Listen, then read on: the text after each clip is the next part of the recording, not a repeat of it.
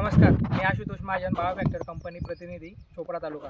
आज आपण वैभव लोटन पाटील, गोरगावले येथील प्रगतशील शेतकरी यांच्या शेतावर आलेलो आहे.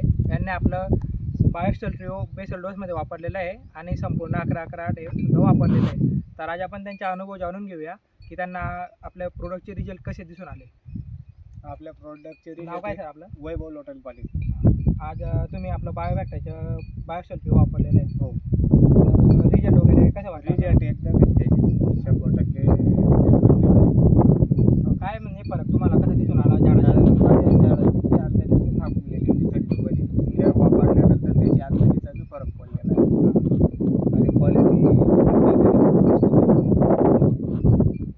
आणि अंतरी वगैरे चांगली, पानाची साईज चांगली. पाला पण लागून चालू त्याची.